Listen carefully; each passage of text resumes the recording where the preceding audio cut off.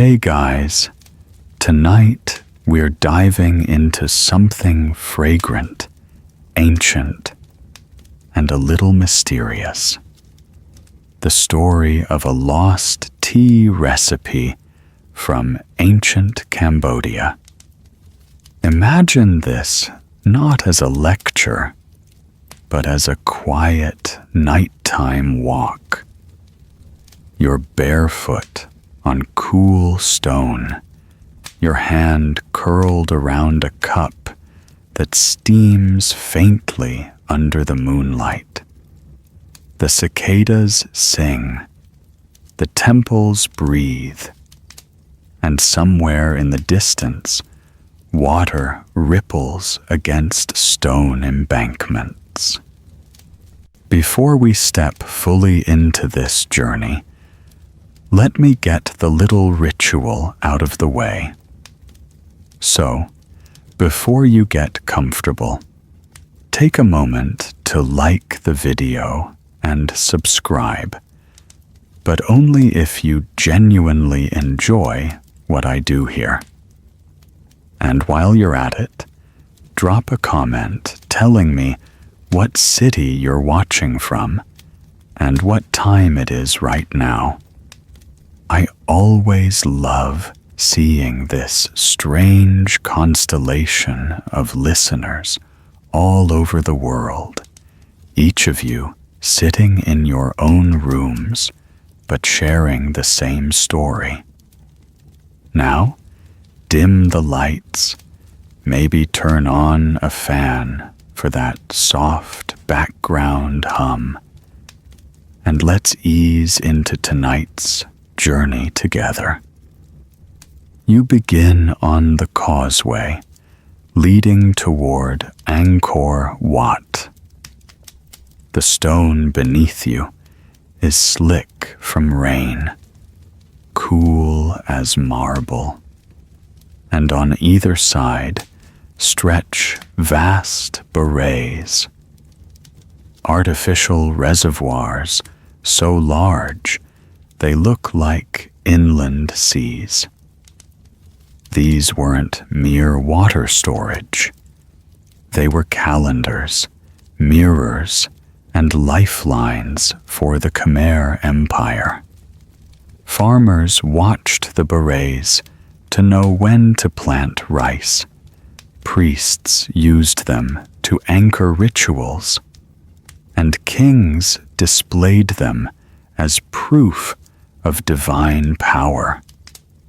Water here was more than survival. It was authority. That's our mainstream historical fact tonight. The hydraulic system of Angkor was the backbone of its civilization. Without it, the empire could not have fed millions, built temples, or staged its elaborate rituals.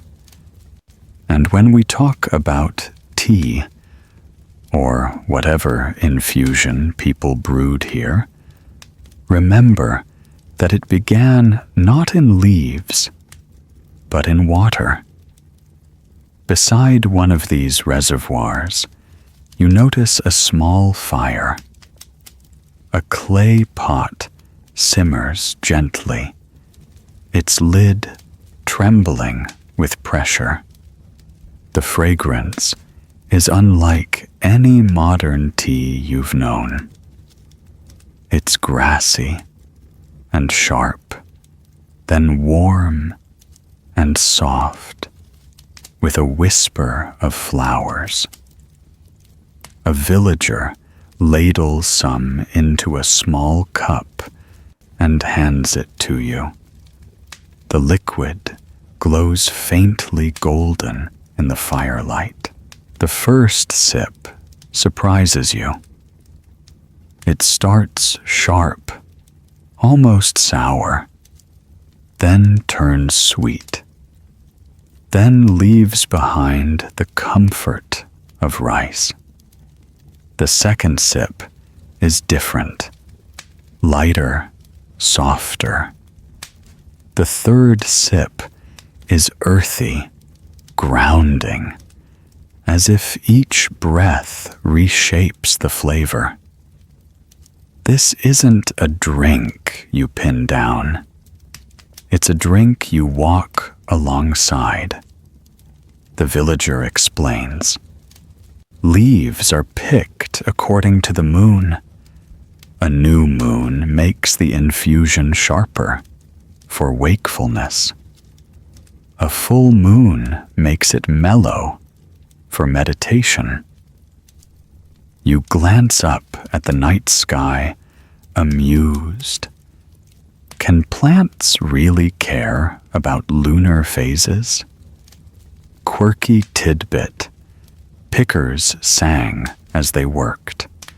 Steady songs meant not for themselves, but for the plants. They believed music encouraged better growth. And funny enough, modern experiments suggest vibrations can indeed affect plant development. Maybe ancient farmers knew more than we give them credit for. Now, here's the first big scholarly debate.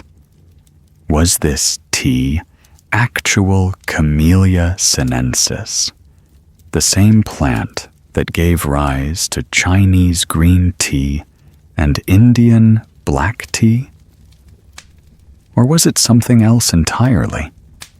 An herbal tradition built from local plants like lemongrass, ginger, pandan, and lotus petals.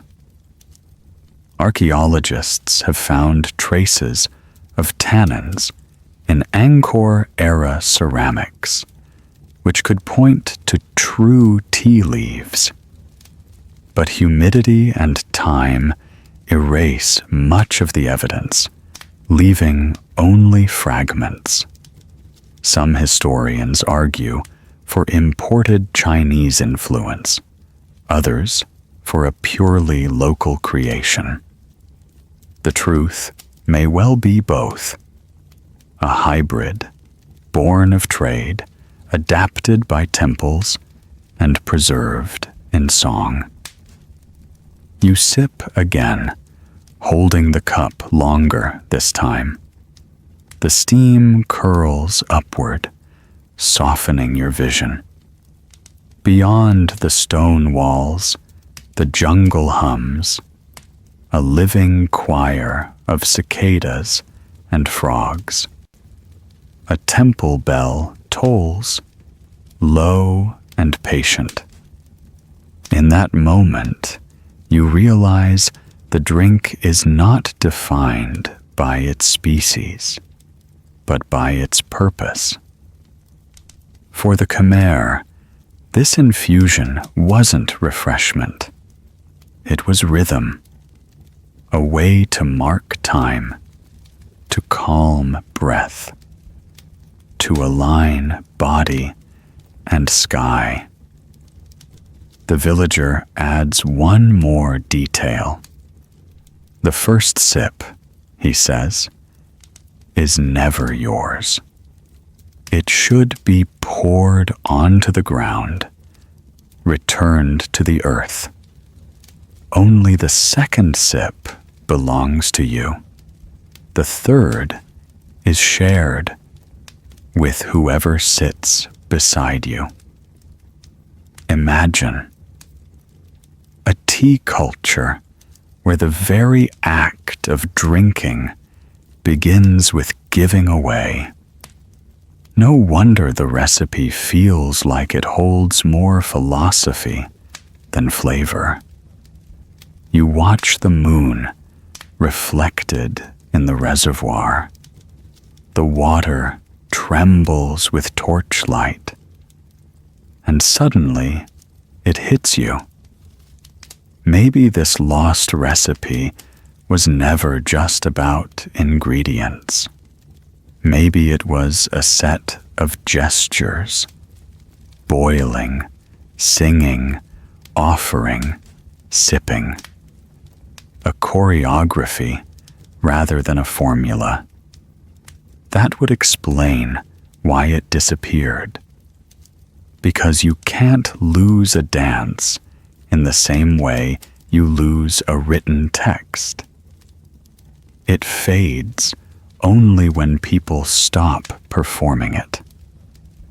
And yet, echoes remain. On Cambodian streets today, vendors still sell iced lemongrass tea, pandan drinks, and ginger infusions. They're not identical, of course, but they rhyme. The flavor of the past never vanishes completely. It lingers in gestures, in habits, in small acts of comfort. So tonight, as you sit in your own room, listening to this story, imagine holding that cup.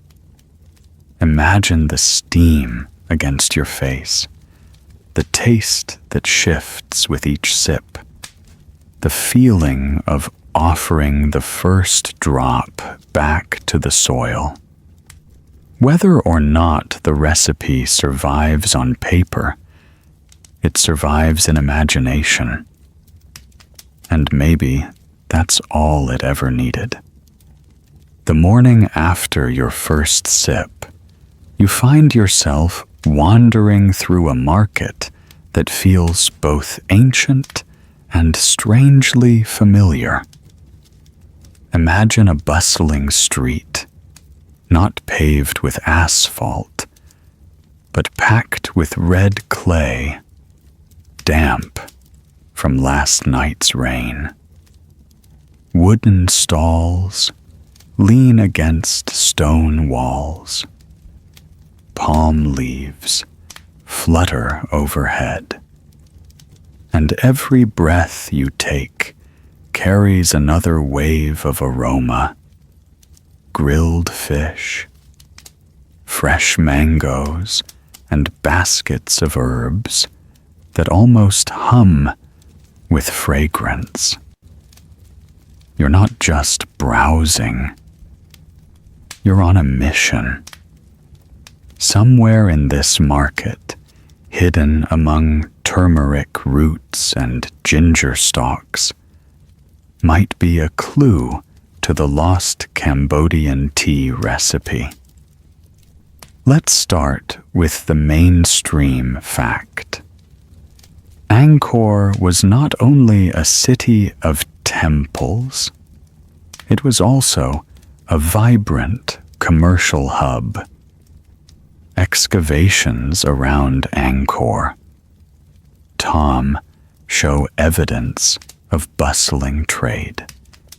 Chinese ceramics, Indian spices, and even Middle Eastern glass beads. The Khmer Empire wasn't isolated. It was plugged into a massive web of exchange that stretched across Asia. Imagine it. Traders carrying sacks of cinnamon from Sri Lanka, jars of cardamom from India, and perhaps even a few bundles of tea leaves from China. That means the mystery recipe could never have been purely local. It was a collage, a blend, much like Cambodian cooking today, where lemongrass meets chili, galangal meets tamarind. The drink might have been a cultural handshake between continents. At one stall, you see a woman carefully laying out small bundles of herbs tied with banana leaves. She gestures to you to come closer. The bundle contains pandan leaves.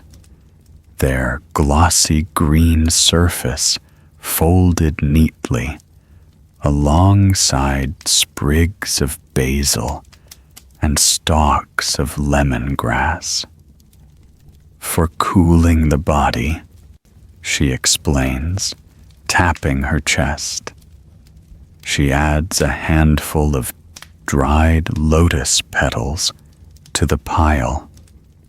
The petals crumble like old paper, yet their fragrance is sweet, almost honey-like. She pours hot water from a kettle into a clay cup lined with pandan, drops in the petals, and offers it to you. The infusion is light, delicate, and oddly comforting. It feels like drinking a memory of spring. Here's a quirky tidbit. Some Khmer healers believed lotus tea could help people float through dreams. They claimed that drinking it before bed made your spirit wander more freely, almost like lucid dreaming. Modern researchers might roll their eyes, but the lotus does contain compounds that can affect relaxation and even mild euphoria. Was it science? Was it myth? Maybe both. As you sip, another question rises.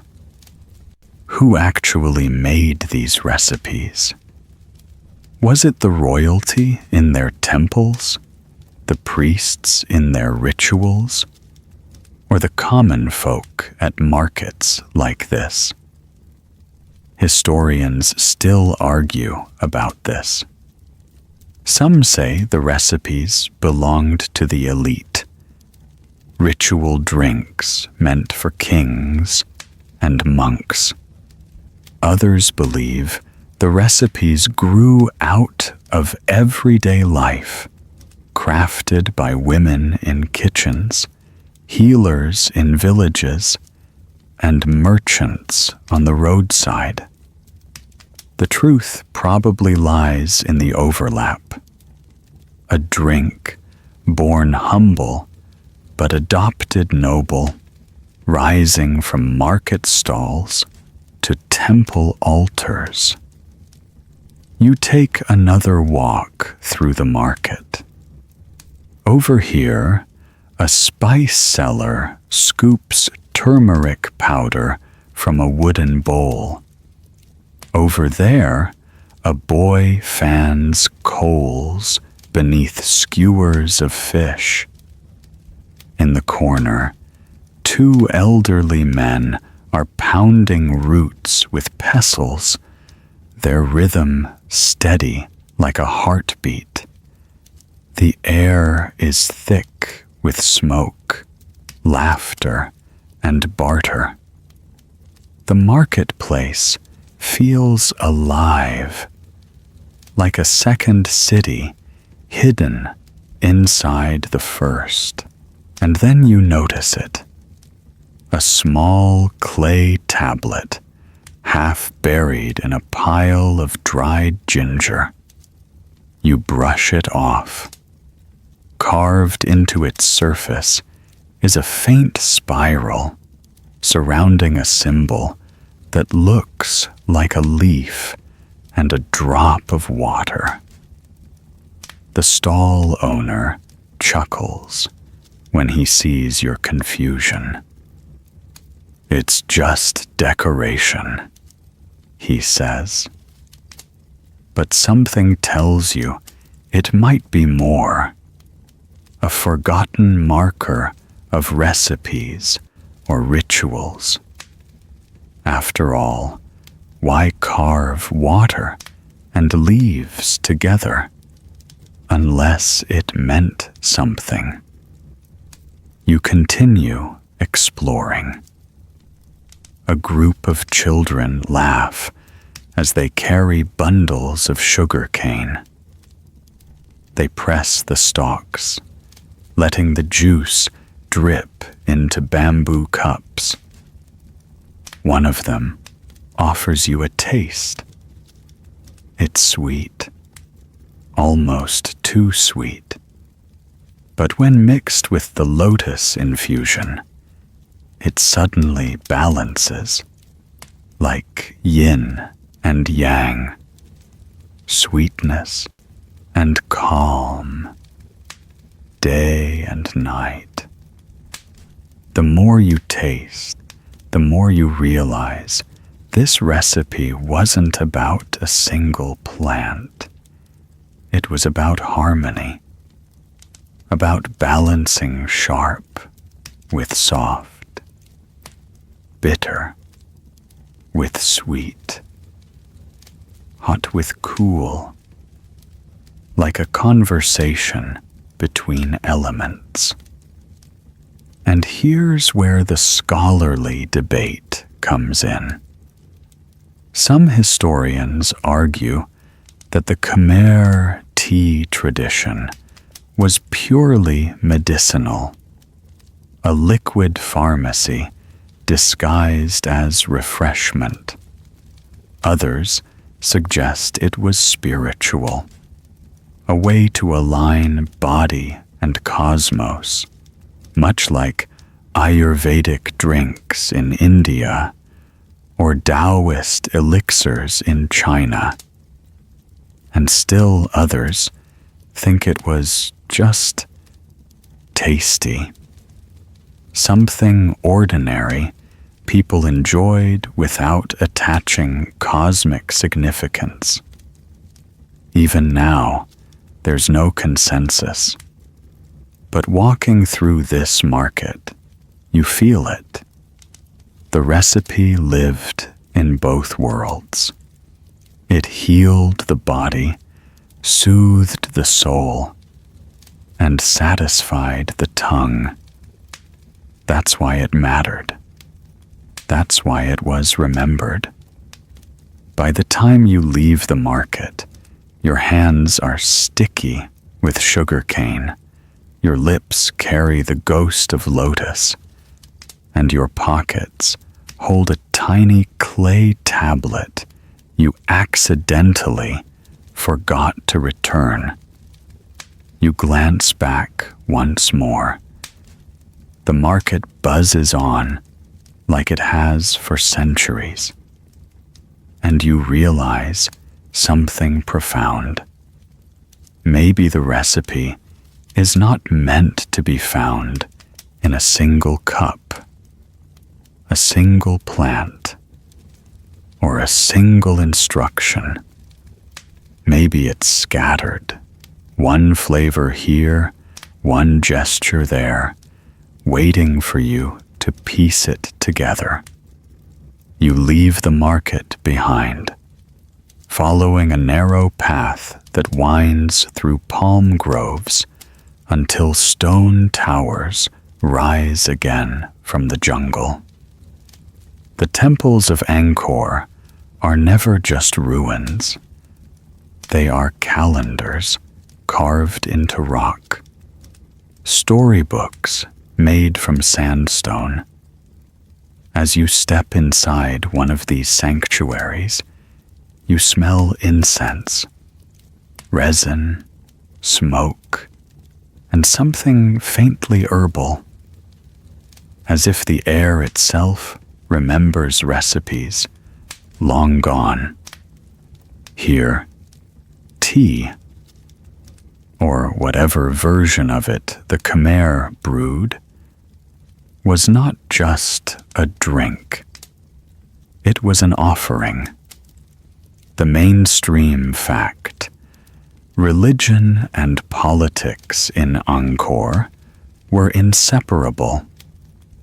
The Khmer kings presented themselves as Devaraja, god kings, uniting earthly rule with divine will.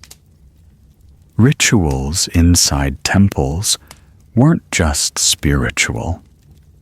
They were political performances, reinforcing the king's legitimacy.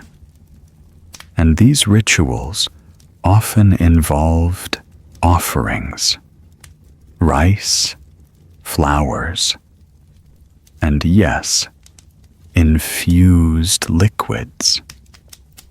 Archaeological studies suggest ceramic vessels used for steeping herbs were placed directly on altars. That means the lost recipe was once part of prayer. Imagine monks chanting in the dim halls of Bayan Temple, the sound echoing against stone faces, while an attendant poured steaming liquid into small cups to place before statues of Vishnu or Shiva. The fragrance rose with the incense, carrying both devotion and flavor into the heavens. You kneel beside one of these altars. A priest hands you a clay cup. The infusion is darker this time, almost amber. The first sip is grounding, earthy, with hints of bark. The second sip softens into sweetness, perhaps from honey or palm sugar. The third sip carries a strange coolness, like mint, though you're not sure what plant provides it. The priest whispers, "The first for the gods, the second for the body, the third for the soul." That phrase lingers. For the gods, for the body, for the soul. 3 dimensions united in one drink. Here's a quirky tidbit. Some inscriptions describe singing jars. These were vessels shaped in a way that, when liquid was poured, they produced a whistling sound. Imagine it. The act of serving tea literally creating music. Ritual as performance, turning sound, scent, and taste into a single experience. You look around. The walls are carved with apsaras, celestial dancers, frozen in stone mid-spin. The flicker of fire makes them look almost alive. You begin to wonder, was the brewing itself seen as a kind of dance? Heat the water, add the leaves, swirl the vessel. Movements repeated so often, they became choreography. Now for the scholarly debate. Was this ritual infusion truly consumed by the priests and kings, or was it symbolic, poured out as libation? Some argue the vessels show staining that indicates real use. People drank it. Others say the vessels were purely ceremonial, the liquid discarded after offering. The evidence is ambiguous, leaving the question unresolved. But you notice something simple. When the priest handed you the cup, he waited until you drank, If it were purely symbolic, why insist? Rituals often blur the line between gesture and consumption. Maybe it was both. Drink a little, pour a little, share between gods and humans alike. You close your eyes, listening to the chant. The words are old, incomprehensible, but their rhythm is calming. You sip again, for the gods, for the body, for the soul. The 3 sips echo like bells, and suddenly you realize this tea recipe was never only about plants. It was about relationships between humans and gods, between body and spirit, between the seen and unseen. That's why it mattered enough to be preserved, at least in fragments. When you leave the temple, the air outside feels brighter. The jungle is still the jungle, but you carry a faint sweetness on your tongue, a reminder that once prayers tasted like tea. The temple fades behind you, but power never lingers far from ritual. Soon, you find yourself at the heart of Angkor's royal court. Imagine an immense wooden hall set within sandstone walls, its pillars wrapped in silk, its floor polished smooth by countless footsteps. The hum of voices fills the space. Ministers, generals, envoys from distant lands, all waiting for an audience with the king. And at the center of it all, not a sword, not a crown, but a cup, the mainstream fact. In Khmer politics, feasting and drinking weren't just leisure activities. They were instruments of power. Scholars have found records of banquets where hundreds of guests were served not only food, but also special infusions believed to symbolize the prosperity of the kingdom.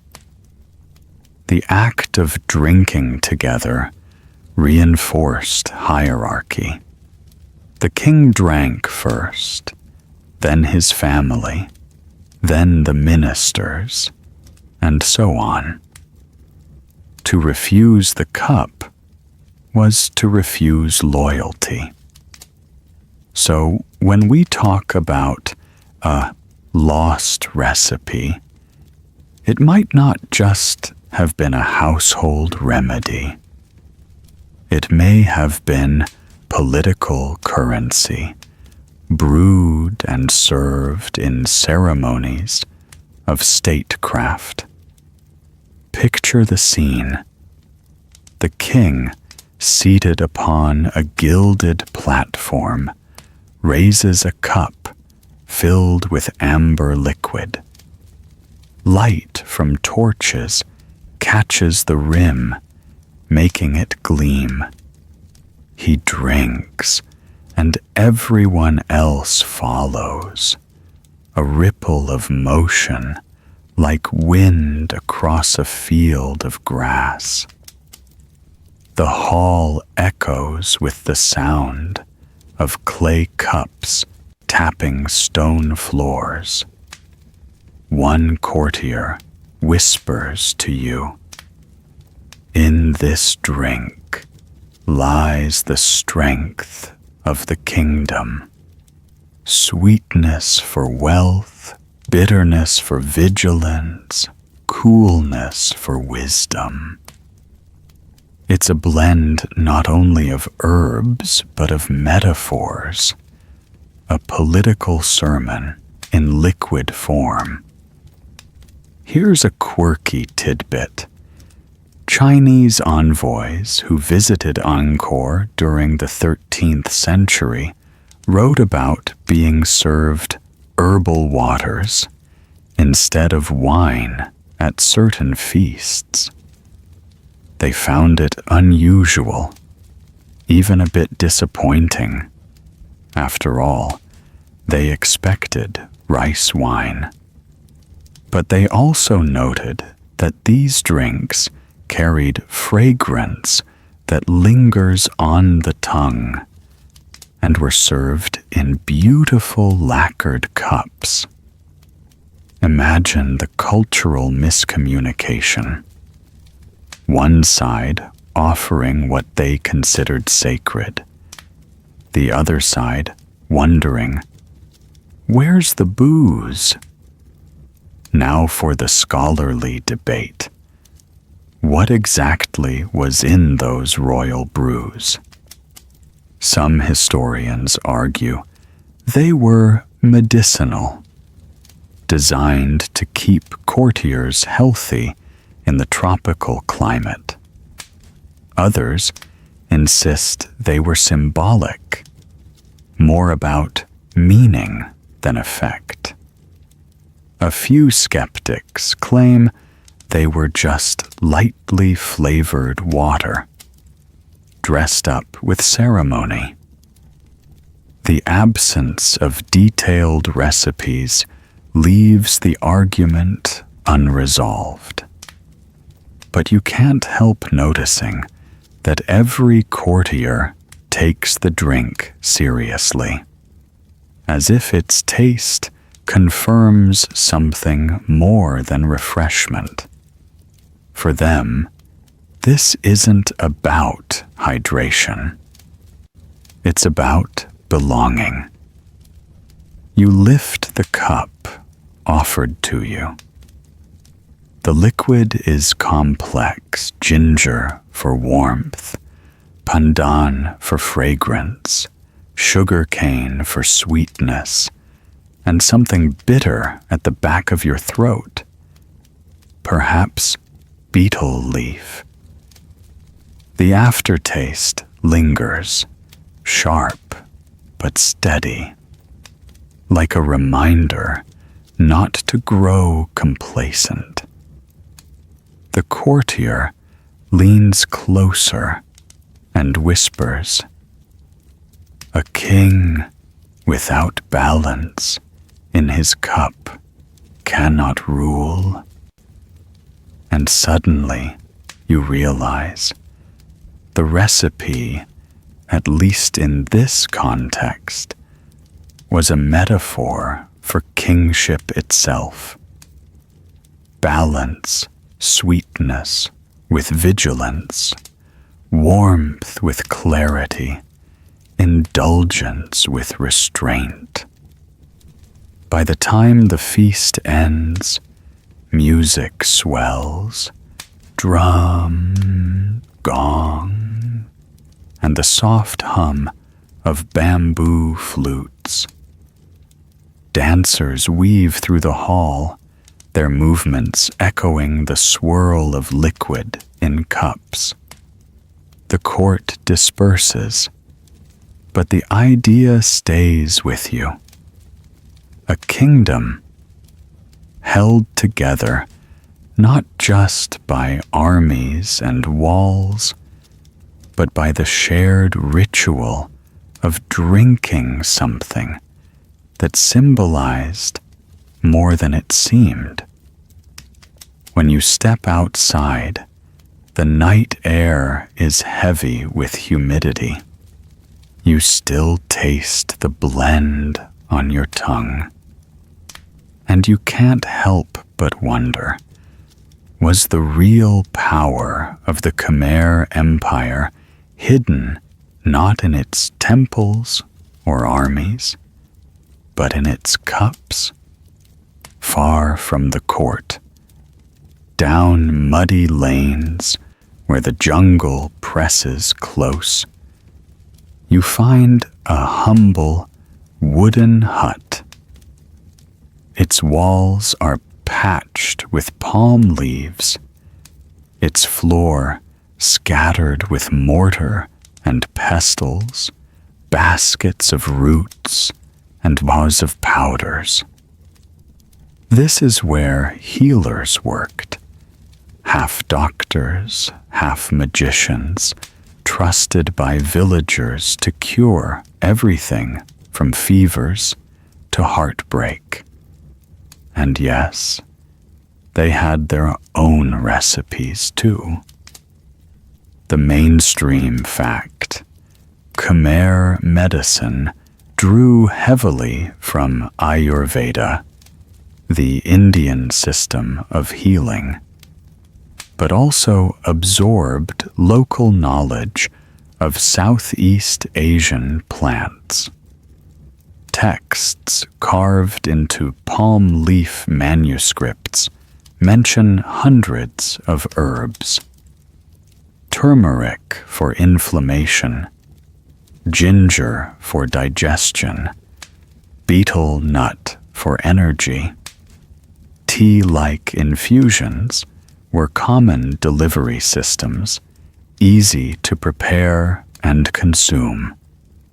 So when someone coughed, or a child burned with fever, the answer was often a steaming cup of leaves, steeped in hot water. You sit cross-legged as an old healer grinds bark in a stone mortar. His hands are steady, his eyes sharp, despite the years. He adds dried pandan, lotus petals, and a pinch of powdered turmeric. Pouring hot water into a clay bowl, he stirs with a carved stick, then hands it to you. The taste is sharp, almost bitter, but with a sweet afterglow. The healer nods, satisfied. "It drives out the heat," he says. Here's a quirky tidbit. Some Khmer remedies involved chanting over the cup. The healer would murmur incantations, sometimes blowing gently across the surface before handing it to the patient.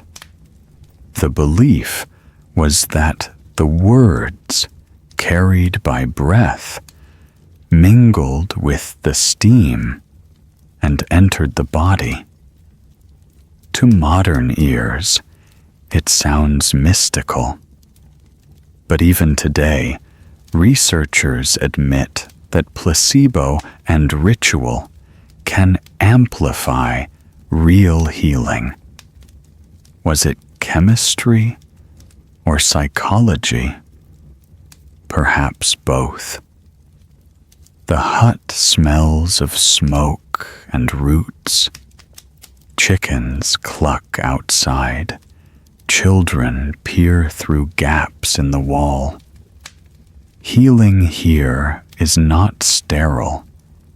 It's communal. You realize the recipe wasn't just about ingredients. It was about context, about sitting together, trusting, waiting for warmth to work its way through the body. Now for the scholarly debate. Were these remedies effective? Or were they folklore dressed as science. Some historians argue that many Khmer plants have proven pharmacological value.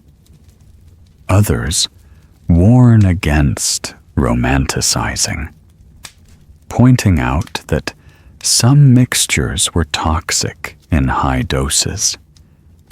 Without precise dosages, ancient healers walked a fine line between medicine and poison. The disagreement continues in academic journals today. The healer shows you a palm leaf manuscript, its surface scratched with Khmer script. He traces a finger over one line. For the restless spirit, steep lotus and beetle, drink before dreams. You imagine generations following this instruction, hoping for relief from nightmares. You drink again, bitter, sweet, soothing. You're not sure if it's curing anything, but you feel calmer, lighter. Maybe that's the point. As the sun sets, the hut glows with lamplight. The healer packs herbs into banana leaves for villagers who stop by. A woman with aching joints, a boy with a rash, a farmer too tired to stand. Each leaves with a bundle and a word of comfort.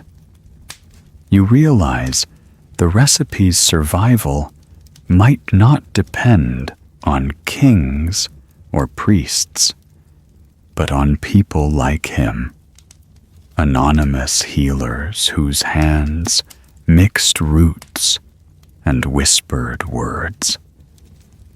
The empire may have fallen, but the hut, the herbs, the rituals of care, these could last centuries. When you finally leave, the healer presses a small packet into your palm. For the road, he says. You nod, tucking it away. Who knows?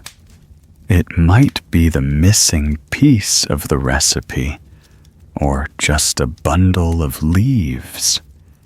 Either way, it feels like a gift from the past. You've seen temples, courts, and healers, but history rarely stays confined to borders. Step onto the great road that once connected Angkor to ports on the Gulf of Thailand, and you join a caravan of ox carts creaking under sacks of pepper, rice, and strange herbs. Trade, like tea, was always about blending. The mainstream fact: the Khmer Empire was not isolated.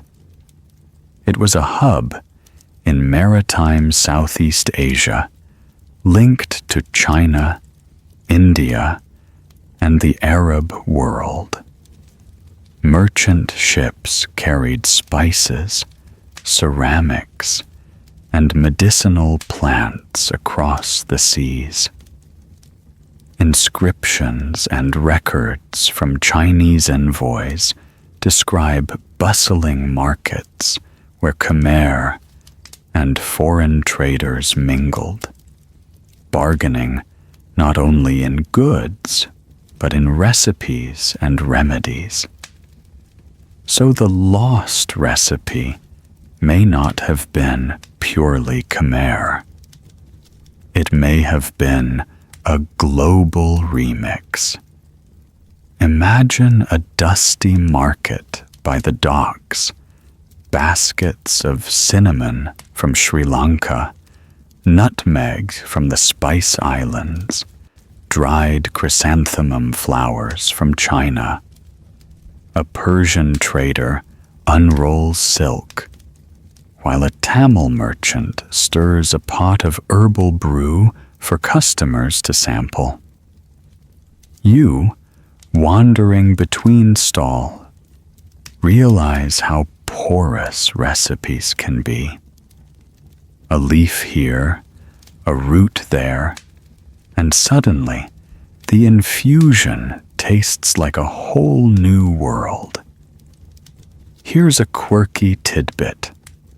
One 12th century Chinese account mentions Khmer people drinking from coconut shells instead of ceramic cups when serving herbal waters. Foreign visitors found it rustic, but locals valued the natural insulation. Coconut shells kept the drink cooler in the tropical heat. Functional design disguised as simplicity. Now for the scholarly debate. Was the Angkorian tea influenced more by India or by China? Some historians argue Indian Ayurveda provided the foundation. Others note that the Khmer borrowed brewing methods, like multiple infusions, from Chinese practices. The evidence is tantalizing, but incomplete. Scholars still argue whether the Khmer leaned east or west in their tastes. You sit with a group of travelers under a thatched awning. Someone pours a blend of betel leaf, cardamom, and pandan into coconut shells. The fragrance is dizzying, spicy, sweet, earthy. A sailor grins. This is what keeps us awake through the monsoon nights. You sip, and your tongue tingles, your throat warms. For a moment, you feel like part of the caravan, bound not by nationality, but by the shared act of tasting. As night falls, the caravan prepares to move. Torches flicker, wheels creak, and the road stretches like a ribbon into the jungle. You clutch your coconut shell, thinking, maybe the real recipe was never meant to be fixed. Maybe it was meant to change with every traveler who passed through. Rain, endless, hammering rain. The Khmer lived by the monsoon, worshipped it, feared it. Without rains, crops failed. With too much, floods drowned villages. And so, recipes emerged not just for flavor, but for survival. The mainstream fact: Khmer farmers practiced sophisticated water management, reservoirs, canals, and embankments. But even the best engineering could not tame the monsoon entirely. Traditional remedies included hot infusions to ward off chills and dampness, especially during the wet months. These brews likely mixed warming herbs like ginger and galangal with roots believed to push out the water from the body. You sit in a stilt house while rain drums the roof. A family passes you a steaming bowl. The smell is sharp. Galangal lemongrass may be chilly. You sip, and your chest feels warmer. Your sinuses clearer. The grandmother laughs. The storm outside leaves the body if you drink this. You nod, pretending to believe, though you do feel better. Here's a quirky tidbit. Some villages made storm tea by placing pots under the first rain of the season. They believed that water from the initial downpour held special power, fresh, untainted, carrying the blessing of the sky. The infusion brewed from it was thought to protect homes from lightning strikes. Whether it worked or not, villagers swore by it. Now for the scholarly debate. Was this practice medicinal or magical? Some argue that herbs like galangal do have antimicrobial properties, making them genuinely useful during damp seasons when illness spread. Others dismiss the rituals as superstition dressed in herbal clothes. The truth, as always, lies somewhere in the muddy floodwaters between. You look out at the swollen fields, shimmering with reflections of storm clouds. Children splash barefoot in puddles, while elders huddle near fires, sipping their brews. For them, tea isn't luxury. It's survival, comfort, a way of saying, we can endure this together. When the rain finally eases, you feel oddly grateful, not just for dry ground, but for the steaming bowl that seemed to steady your spirit against the storm. Not every cup was about gods, kings, or storms. Some were about pleasure, pure and simple. Step into the workshop of an artisan who paints lacquer bowls and carves ivory spoons. Beside him, a small brazier smolders, heating water for what he proudly calls the artisan's brew. The mainstream fact, Angkor wasn't only temples. It was also a city of artisans, potters, weavers, metal workers. Archaeological digs reveal cups of fine ceramics, often glazed and decorated, suggesting people valued not just what they drank, but how they drank it. Craft and taste intertwined. You watch the artisan crush toasted rice, add palm sugar, and stir in fragments of dried jasmine petals. He pours hot water, letting the mixture bloom into a sweet floral infusion. He hands you a painted bowl, its surface shining with lacquer. You sip.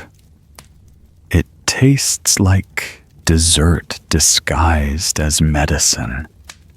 Warm, fragrant, comforting. The artisan beams. "A drink for joy," he says. Here's a quirky tidbit. Some bowls were engraved with riddles or jokes. Imagine lifting your cup and reading at the bottom something like, "Drink fast, or your neighbor will steal it." Archaeologists have found fragments suggesting humor was literally baked into the vessels. Who knew ancient brewers had a sense of mischief? Now for the scholarly debate. Were these pleasure drinks widespread, or only for the elite? Some argue they were luxuries, reserved for artisans who could afford sugar and flowers. Others insist ordinary villagers enjoyed them too, since jasmine and rice were common. The lack of clear distribution records leaves the question unresolved. You sip again, watching the artisan polish his bowls. The scent of jasmine lingers. The sweetness softens the air. For a moment, history feels playful, not always solemn or sacred, but human, warm, and a little silly. When you leave, he waves, calling after you. Remember, a recipe without joy is just medicine. You laugh, realizing he might be right. The clang of weapons interrupts your stroll. In a clearing, warriors train with spears and bows, their movements precise, sweat glistening on their skin. After drills, they gather around a cauldron simmering over fire. What fuels an army? Sometimes it's not rations, it's recipes. The mainstream fact: Khmer armies were formidable, extending influence across mainland Southeast Asia. Accounts suggest soldiers were provisioned with rice, dried fish, and herbal brews meant to boost stamina. Some ingredients, like betel nut, are mild stimulants, helping to fight fatigue. You're handed a wooden cup filled with steaming liquid. It tastes sharp, peppery, almost electric. Within minutes, your heartbeat quickens, your limbs feel lighter. The captain grins. Now you could march to the mountains. Here's a quirky tidbit. Some records hint that warriors chewed roasted rice mixed with honey before battle, then washed it down with spiced tea. The sticky sweet grains provided quick energy. while the brew sharpened focus. Ancient energy bars, in other words. Now, for the scholarly debate. Did these drinks actually enhance performance, or were they psychological boosts? Some argue that stimulants, like betel, definitely had effects. Others insist the main power was ritual, sharing a cup before battle. Forged unity. Without chemical analysis of residues, the question remains open. You watch as warriors laugh, slap each other's backs, and pass the pot around. This isn't just fuel. It's bonding. A shared brew becomes a shared courage.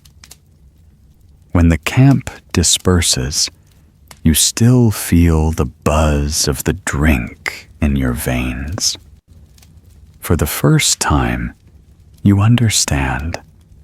The lost recipe wasn't just for peace or prayer. Sometimes it was for war.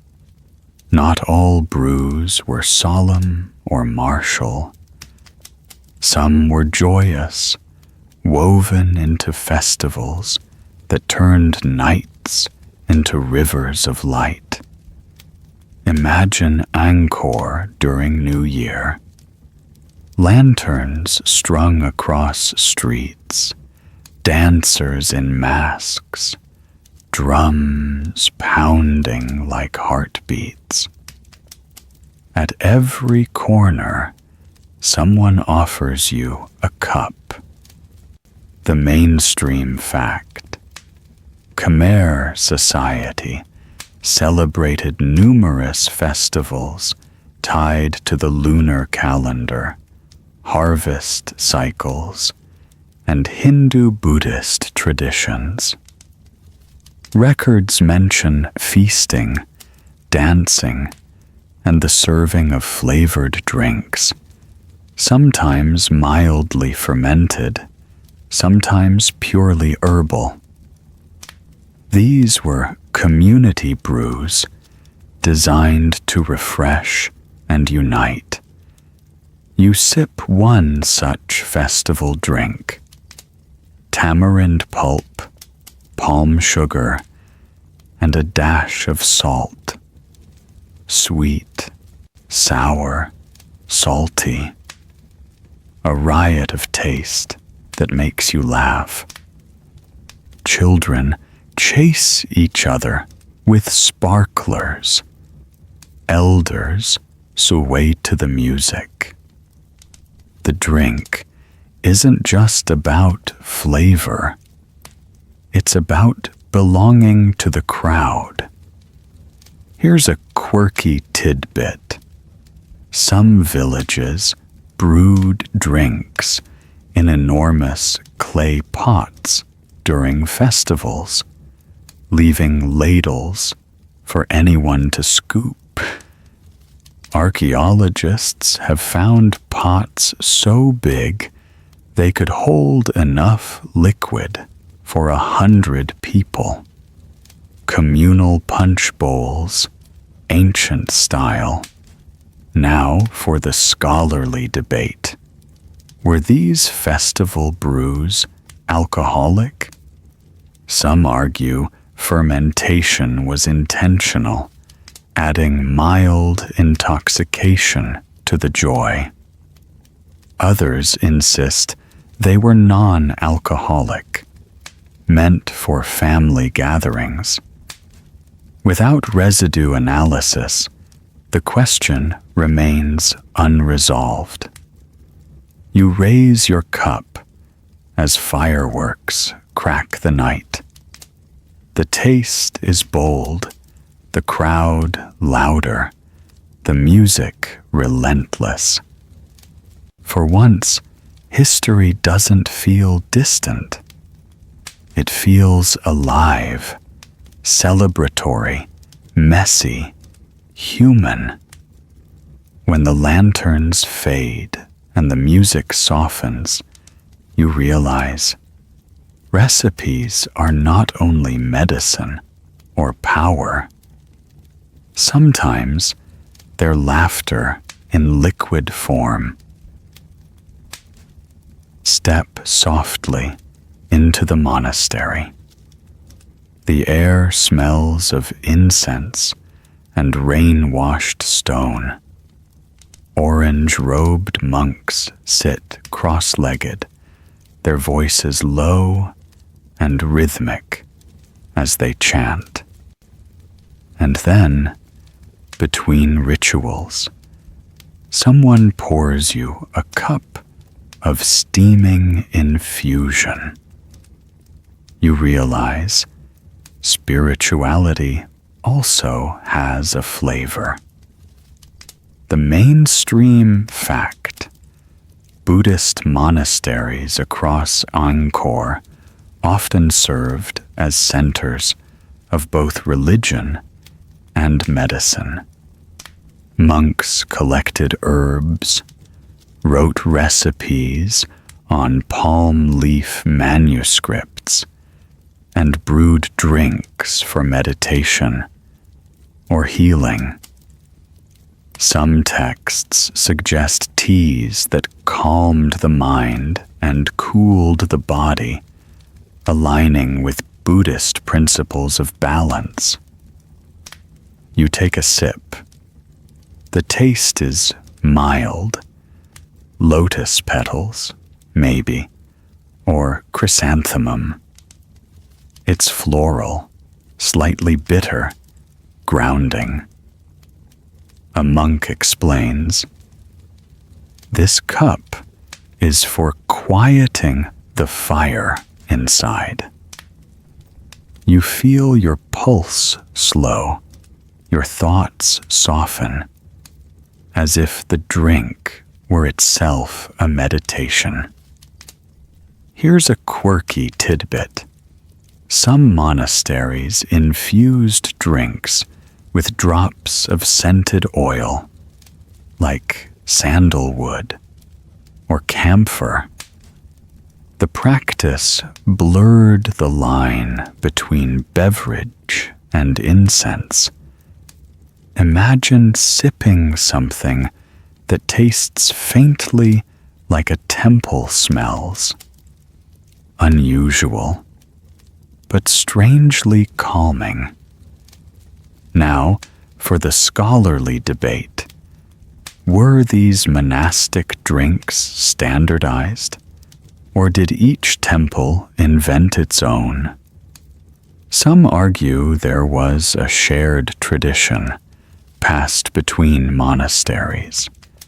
Others suggest each community crafted unique blends with local plants.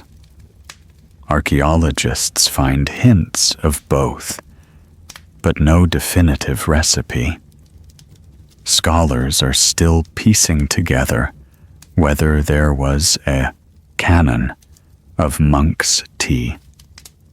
You sit longer, sipping quietly as monks chant. The world outside, the kings, the storms, the markets, fades. All that matters is breath, cup, stillness. When you leave, the monk bows. "Remember," he says, "silence has its taste too, and you carry that flavor with you, light as a prayer." History often names kings, but rarely the women selling herbs at the market. Yet it was they who knew which root soothed a fever, which flower sweetened a drink, which leaf cured a headache. Without them, no recipe could survive. the mainstream fact. Inscriptions and records suggest women played a key role in markets, especially in trading spices, herbs, and prepared foods. Their oral traditions preserved recipes, many of which never made it to manuscripts.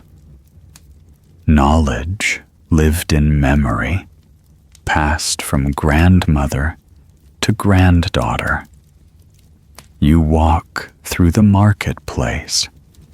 Women sit behind baskets of ginger, turmeric, hibiscus.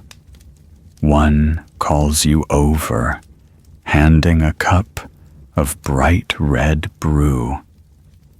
It's sour, tangy, refreshing, hibiscus tea, centuries before it had a name in the West. She laughs. Good for cooling the blood. Here's a quirky tidbit. Some Khmer women flavored drinks with roasted tamarind seeds. The seeds, usually discarded, became a crunchy garnish floating in the brew. Think of it as the ancient version of bubble tea. Unexpected textures in every sip. Now for the scholarly debate.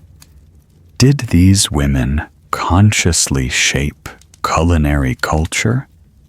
Or were they merely transmitters? Some argue they innovated constantly, experimenting with flavors. Others claim they mainly preserved traditions. The lack of written records makes it hard to know, so scholars debate whether women were inventors or keepers of taste. You sit with a vendor as she tells stories of storms, children, and recipes learned at dawn. Each sip of her hibiscus drink feels like part of her life, distilled into flavor. When you leave, she waves with stained hands and a smile. You realize the lost recipe may never be found in stone inscriptions. It may live only in voices like hers. Step deeper into the forest. The canopy closes, shadows stretch. Here, recipes blur with magic. Hunters whisper of spirits who taught humans which leaves to boil, which to avoid. Every cup in the jungle feels like a negotiation with unseen beings. The mainstream fact. Khmer culture intertwined medicine with animist beliefs. Even within Buddhism and Hinduism, villagers often prayed to forest spirits before harvesting herbs. They believed plants had guardians, and taking them without respect invited illness. A healer leads you to a clearing. He plucks a vine, crushes its leaves, and drops them into boiling water. The brew turns green and bitter. He chants softly, asking the spirits permission. When you sip, it's harsh, but strangely invigorating. Here's a quirky tidbit. Some rituals required pouring the first sip onto the ground, sharing with the spirits. Travelers noted locals wasting the best part of the drink. But for villagers, it was insurance against misfortune. Now for the scholarly debate. Did these beliefs shape actual pharmacology, or were they symbolic? Some argue that respect for plants led to sustainable harvesting and diverse experimentation. Others dismiss it as superstition, layered over chance discoveries. The truth remains disputed. Was it science hidden in ritual, or ritual draped over science? You finish your cup, feeling the jungle watch you. Cicadas buzz louder.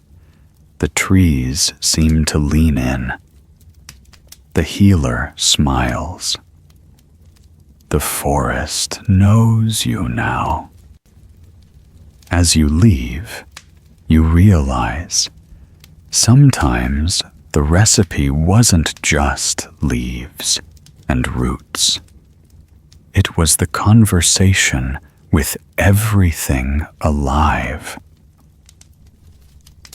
One day, in a dusty archive, you stumble upon palm leaf manuscripts. The brittle strips, inscribed with careful script, whisper of recipes once recorded. But many are incomplete, eaten by insects, or faded beyond recognition. You hold fragments of history, like puzzle pieces, missing half their edges. The mainstream fact. Khmer scribes often wrote on palm leaves, binding them with string into bundles. These manuscripts covered religion, law, medicine, and recipes. Surviving fragments reveal lists of herbs and instructions for decoctions, though most lack full detail. You trace one fragment. It mentions a drink for cooling the stomach, listing lotus seed, pandan, and honey. But the quantities are missing. Another leaf reads, "For courage before battle." And then the script fades. You sigh, frustrated yet fascinated. Here's a quirky tidbit. Scribes sometimes doodled in the margins, little fish, birds, or geometric patterns. Imagine, centuries later, historians puzzling over whether a fish doodle was medical advice or just boredom. Now for the scholarly debate. Did the lost scrolls contain the master recipe? Some argue yes, that the secret formula lay in manuscripts now decayed. Others suggest the real recipes lived orally, never fully committed to writing. The tension between written and spoken tradition fuels ongoing debate. You close the bundle. aware that what's lost may never return. Yet the fragments spark imagination. Maybe the recipe is meant to stay elusive, a ghost of ink and leaf. As you leave the archive, the brittle leaves rustle, as if laughing. Knowledge is always incomplete. In the end, no recipe survives unless someone teaches it. Step into a humble hut where an old healer sits with a child. On the mat between them lies a basket of herbs, roots, and dried flowers. "Watch closely," the elder says, "for tomorrow it will be your turn." The mainstream fact: apprenticeship was central to Khmer knowledge transmission. Healers trained successors by demonstration, not by books. Children learned which herbs to gather, how to brew, when to serve. Oral memory kept traditions alive far longer than fragile manuscripts. You watch the elder crush turmeric, add palm sugar, and stir into hot water. The child repeats each step, fumbling but eager. The elder smiles. One day, you will teach another. The cycle continues. Here's a quirky tidbit. In some villages, apprentices carried special pouches filled with dried herbs as learning kits. If they misidentified a plant, elders would make them chew a bitter sample as punishment. A taste they'd never forget. Now for the scholarly debate. Does this mean the lost recipe might still survive in hidden villages today? Some historians believe fragments linger in rural practices. Others argue the global shifts, colonialism, modern medicine, changing tastes, erased too much.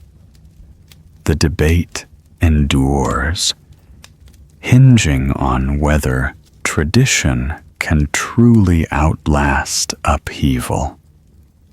You sip the brew the child prepared. It's imperfect, too sweet, too weak, but filled with hope. The elder laughs. Taste it anyway. Learning has a flavor. As you leave, you realize maybe the legacy isn't the recipe itself, but the act of passing it on. Step onto the dock at Angkor's river port. Boats creak, sails snap. Traders shout in languages you half recognize. The recipe you chase doesn't stop at Cambodia's borders. It sails with merchants across the seas. Mainstream fact: Khmer ports were hubs of Indian Ocean trade. From China came tea and ceramics. From India, spices. From Arabia, dates and aromatics. These mingled with local herbs to create new beverages. You sip from a porcelain cup handed by a Chinese trader. The drink is darker, more bitter than Khmer brews. Tea leaves, he explains, brought from the mountains of the south. For locals used to flowers and fruits, this bold flavor was a shock, but also an inspiration. Quirky tidbit. Some Arab merchants added dried rose petals to sweeten brews. Imagine tea that tastes like a garden in bloom. Khmer elites adored it, commissioning entire shipments just for the palace. Scholarly debate. Did foreign traders change Khmer recipes permanently, or were their influences fleeting luxuries? Some argue the lost recipe is a hybrid of imported and local traditions. Others insist Khmer identity resisted foreign dominance. The evidence remains ambiguous, like the flavor of a drink brewed once and never again. As the sun sets, ships sail westward. You realize the recipe's story isn't confined to temples or markets. It rides waves and crosses worlds. The river shimmers with lanterns. Boats race, drums pound, crowds cheer. The water festival of Angkor. And amidst this frenzy, cups are raised, recipes shared, flavors celebrated. Mainstream fact. The water festival, Bon Om Tuk, marked the reversal of the Tonle Sap River. Historical accounts describe banquets and riverside feasts where special drinks were served. Some scholars believe these festivals showcased experimental beverages rarely drunk in daily life. You taste a drink chilled with clay jars dipped into river water. It sparkles faintly, perhaps fermented rice mixed with honey and herbs. It feels festive, bright, alive. Quirky tidbit. Some descriptions mention floating cups, small clay vessels set adrift during the festival, meant as offerings, but sometimes scooped up downstream and drunk by daring youths. Risky, unsanitary, but very on-brand for a celebration. Scholarly debate. Were festival drinks communal inventions or state-sponsored luxuries? Some suggest palace chefs designed them to impress.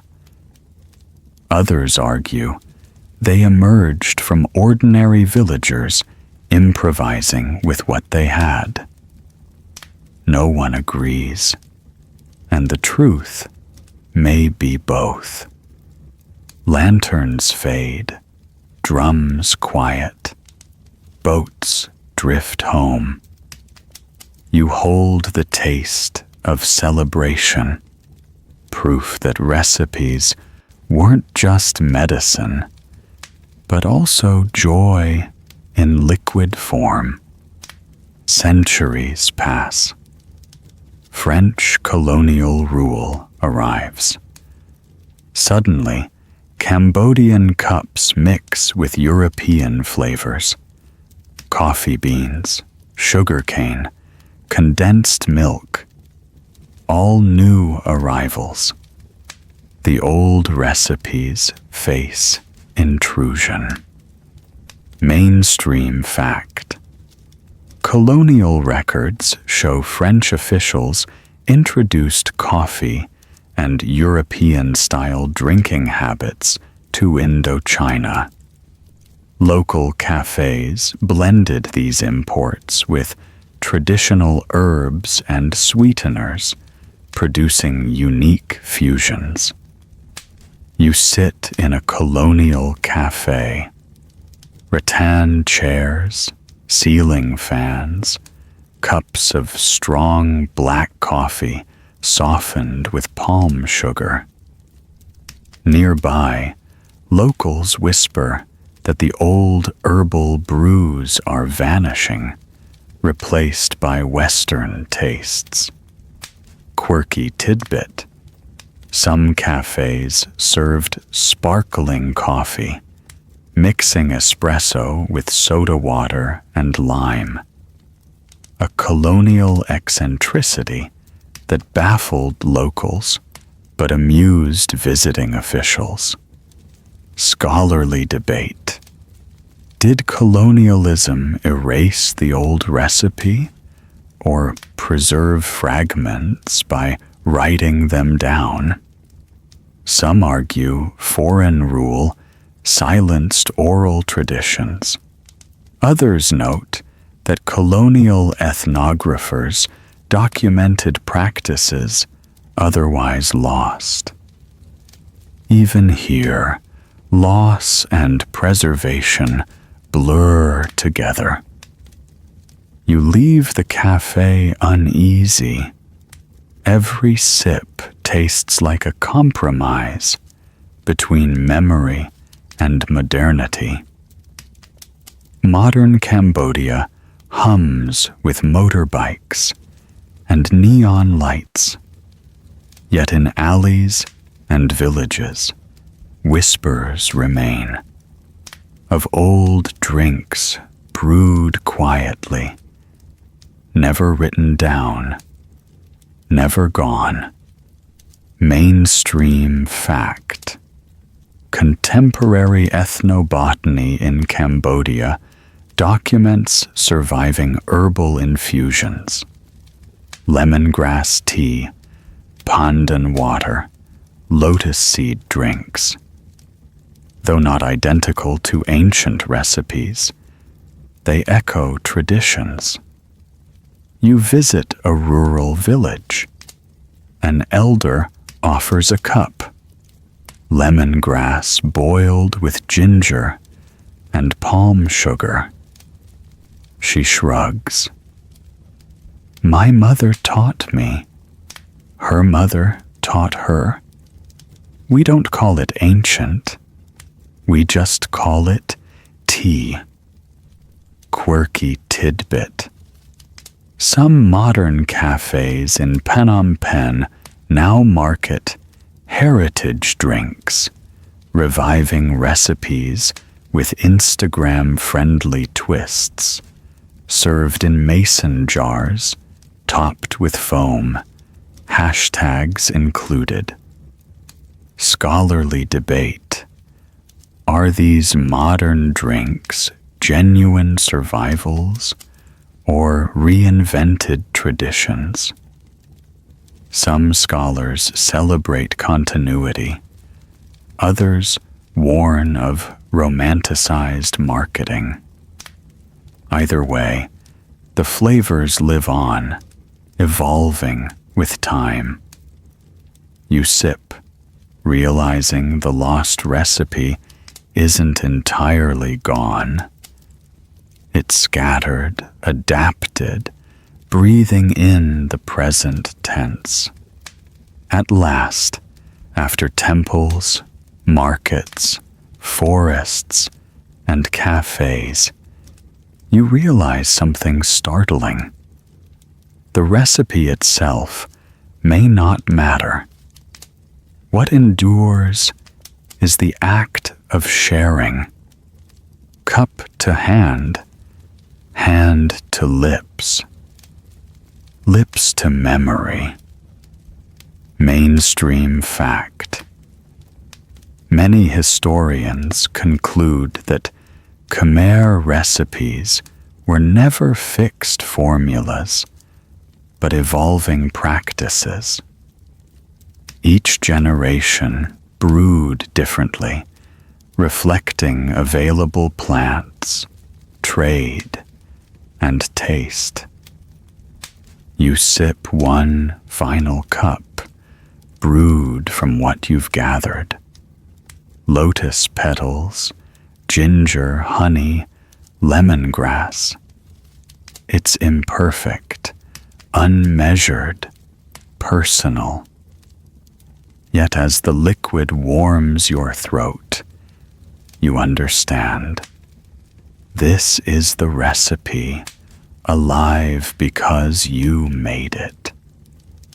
Quirky tidbit. In some villages today, people still describe recipes not with numbers, but with gestures. A handful, a finger's length, until it smells right. Precision never mattered. Intuition was the true ingredient. Scholarly debate. So was there ever one lost recipe? Some scholars insist yes, hidden and forgotten. Others argue no, it was always plural, fluid, impossible to pin down. The debate may never end. You close your eyes. The taste lingers. The journey has been less about finding and more about drinking, less about answers and more about stories. And maybe that's the real secret. History isn't preserved in jars, but in sips shared across time. And so, you drift now, like a leaf floating on quiet water. The journey of flavors slows, softens, fades into the hush of night. The clatter of markets, the chanting of monks, the songs of festivals, all dissolve into silence. What remains is warmth in your chest, a memory of cups passed hand to hand. Let your breathing lengthen. Let the story blur into dream. Perhaps in sleep, you'll taste the recipe again, not as an answer, but as comfort. The search is over. The night is gentle, and you are safe. Good night, my friend. May your dreams be sweet, your rest deep, and your cup always full.